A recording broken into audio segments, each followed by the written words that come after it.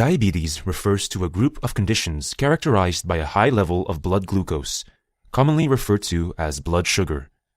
Too much sugar in the blood can cause serious, sometimes life-threatening health problems. There are two types of chronic diabetic conditions: type 1 diabetes and type 2 diabetes. Pregnant women may acquire a transient form of the disease called gestational diabetes, which usually resolves after the birth of the baby. Pre-diabetes is when the blood sugar level is at the borderline, higher than normal, but lower than in diabetics. Pre-diabetes may or may not progress to diabetes.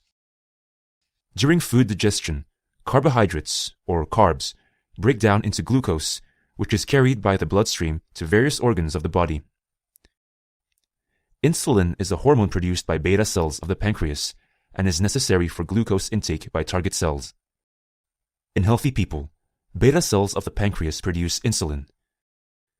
Insulin binds to its receptors on target cells and induce glucose intake. In type 1 diabetes, beta cells of the pancreas are destroyed by the immune system by mistake. The reason why this happens is unclear, but genetic factors are believed to play a major role. Insulin production is reduced. Less insulin binds to its receptor on target cells. Less glucose is taken into the cells. More glucose stays in the blood. Type 1 is characterized by early onset. Symptoms commonly start suddenly and before the age of 20. Type 1 diabetes is normally managed with insulin injection. Type 1 diabetics are therefore insulin dependent. In type 2 diabetes, the pancreas produces enough insulin, but something goes wrong either with receptor binding or insulin signaling inside the target cells. The cells are not responsive to insulin and therefore cannot import glucose. Glucose stays in the blood. In other words, type 2 diabetics are insulin resistant.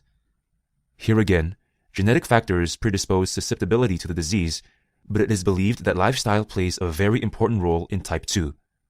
Typically, obesity, inactive lifestyle, and unhealthy diet are associated with higher risk of type 2 diabetes. Type 2 is characterized by adult onset. Symptoms usually appear gradually and start after the age of 30. Type 2 diabetes accounts for about 80 to 90% of all diabetics. Management focuses on weight loss and includes a low-carb diet.